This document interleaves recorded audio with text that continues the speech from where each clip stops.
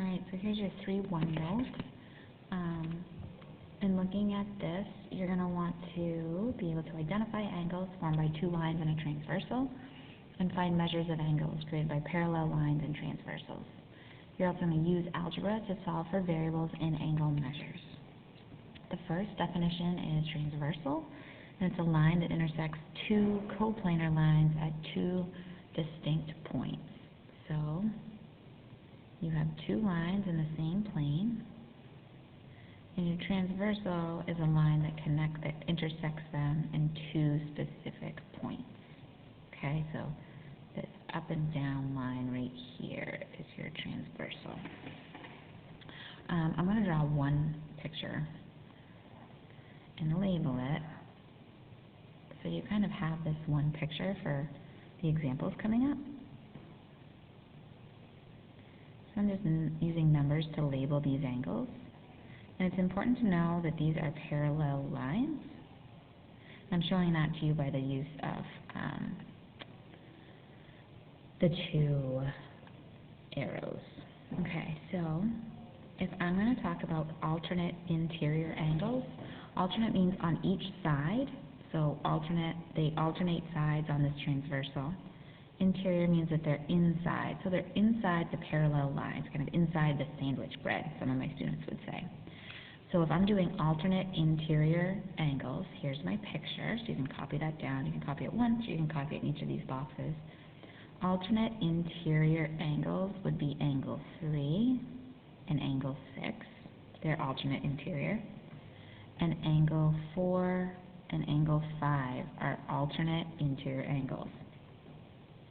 If I were to take this and kind of fold my paper, you would see, kind of like we did in class, alternate interior angles are equal. The measure of 3 is the same as measure of 6. The measure of angle 4 is the same as the measure of angle 5. The one below is same side interior angles, so again it's inside the parallel lines. And if it's the same side, it's going to be angle 3 and angle 5. And then angle 4 and angle 6. Same side interior, you might want to write here, they add up to 180. They have a sum of 180. Anything that's on the same side like that, whenever you hear that, you should think add up to 180. Everything else is congruent. Okay, a couple more.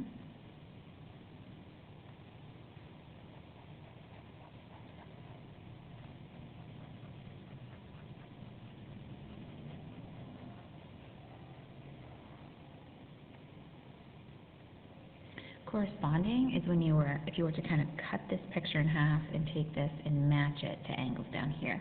You would match that parallel line to that parallel line. So corresponding would be angle 1 corresponds with angle 5, right? Angle 1 would land where angle 5 is. Angle 2 would correspond with angle 6. Angle 3 would correspond with angle 7.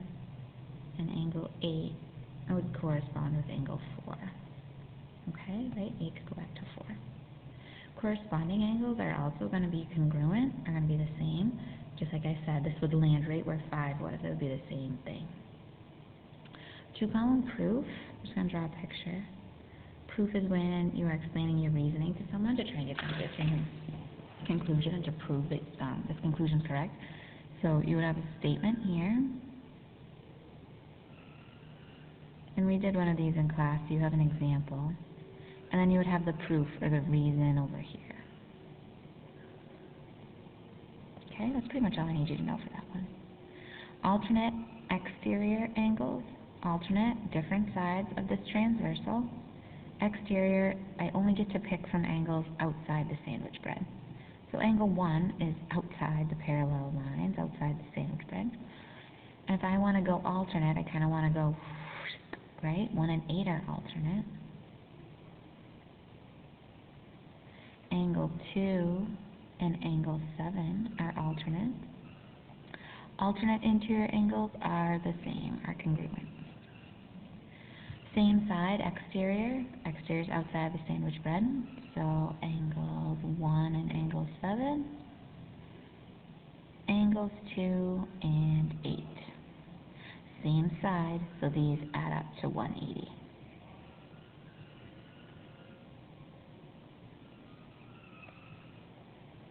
Okay. Your first example, I want you to use the diagram above and name a pair of alternate interior and a pair of same side interior. So alternate interior would be either 1 and 2 or 3 and 4. Same side interior could be 1 and 4 or 3 and 2. Your quick check says name 3 pairs of corresponding angles. I'm going to give you all of the corresponding angles, just so you have them, all the pairs of corresponding angles. Angle 5 corresponds to angle 4. If I were to take that and put it down here, it would be in the same spot as 4. Angle 6 lands where angle 2 is.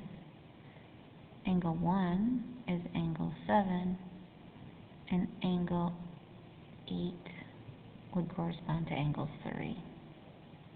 Okay?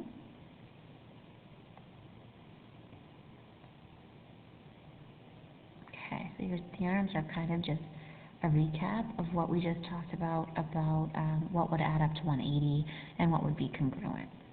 And you have that in your notes previously, up above in the vocab. Okay, so here, which theorem or postulate justifies your answer? They want the measure of angle 1 and the measure of angle 2. So to find the measure of angle 1, that is corresponding to the 50 degrees. So the measure of angle 1 is going to be 50 degrees. And I know that because 1 and 50 degrees, this angle here, that's 50, and angle 1 are corresponding. Right? Parallel line, transversal. If I were to cut that and bring it down here, the 50 would land right there. The next question is the measure of angle 2. The measure of angle 2, if I were to flip this picture and look at this being a parallel line and this being a parallel line cut by this transversal, 2 and 50 are the same side interior. They're inside those parallel lines. So I know that 50 degrees plus the measure of angle 2 has to be 180 because same side interior angles add up to 180. So if I were to subtract 50 from each side, measure of angle 2 would be 130. And as I said before, I know that because they're same side interior. Here they want you to find the measure of each angle and to justify your answer. The way I justify an answer may be completely different than you would justify an answer. That does not mean that it is wrong. Okay, so if I'm looking at angle 3, I know that angle 3 corresponds to angle 2, and I just found out that angle 2 is 130. So that means corresponding angles are equal. That must be 130 because it's corresponding. Angle 4 is vertical to angle 3. Vertical angles are equal, so that must also be 130, V for vertical. Angle 5 is over here. Angle 5 and angle 1 are vertical. I know that angle 1 is 50. So I know angle 5 is 50 because of vertical angles. Angle 6. Angle 6 and angle 50 are alternate interior angles. So angle 6 must also be 50 because alternate interior angles are congruent. Angle 7 and angle 2 are alternate interior angles, and I know the measure of angle 2 is 130. Since they're alternate interior and alternate interior are congruent, that must also be 130. Alright, angle 8 is a vertical angle to this one right here. So angle 8 must also be 50. And I could prove that using vertical angles. Again, there's other ways that you could do that to justify your answer. So don't think that that's wrong if you justified it differently. Okay. Next, they want you to find the value of y in the diagram at the right.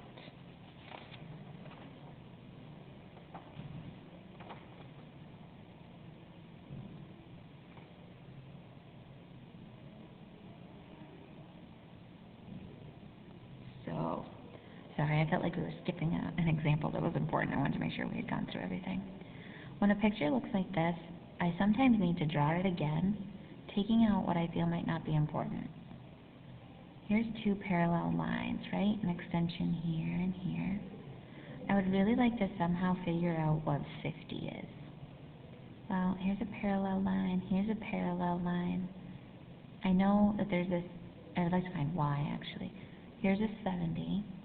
So I'm going to use this as my transversal for right now and see if it can help me at all. So that 70 would be here. And my y and 50 are here. I'll kind of extend this a little bit so you can see what I'm talking about. Oops, sorry. So here, this angle and this angle are same side interior. So that means that they would have to add up to 180. So that means that this angle right here must be 110. 110 and 70 would give me 180. Just one second.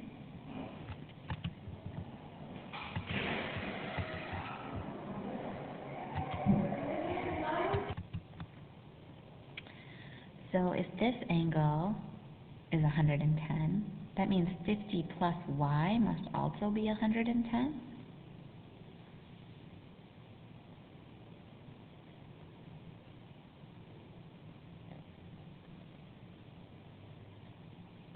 So if I were to take away 50 from each side, the measure of angle y would be 60. To find the angle of x, I'm going to use supplementary angles. All three of these make up this line right here, right? They're all sharing a vertex. So all three of them added up would be 180. So my angle y is 60. The other one is 50. And add x to it would get me 180. So 60 and 50 is 110. So if I take away 110 from each side, I would be left with 70. So x would be 70. A different way to attack this problem, which may have been simpler for you, is to recognize that, I'll extend that line again, x lands right here in this drawing. These are my parallel lines cut by this transversal. 70 and x are corresponding angles. So I wouldn't have had to do any math there and just know that the measure of angle x is 70. I then could have done supplementary angles to find y. Okay, the last part.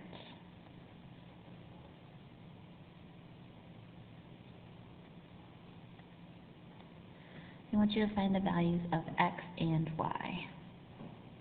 So again, I have parallel lines. Here is a transversal that I could kind of deal with. If these two things are same side interior, it means that they add up to 180. So 2x plus 90 would equal 180. So then you should know that 2x would have to be 90. If you divide both sides by 2, x is going to be 45. They also want you to find the measures of the angles. So this one right here would be 90. So let's kind of use that same idea to find y. This angle and this angle are same side interior. Same side interior angles add up to 180. So y plus y minus 50 would be 180. There's one angle, there's my other. Y plus y will give me 2y. Now if I were to add 50 to both sides, I would have 230. If I divide both sides by 2, I'll have 115. So y is 115. And here I'll need to find each of those. So that's 115. It's really ugly. That angle is 115. This angle is 115 minus 50. So that would be 65. That angle would be 65. Okay, your independent work is page 131, numbers 1 through 16 evens, 17 through 25, and 30. As always, if you have any questions, please let me know.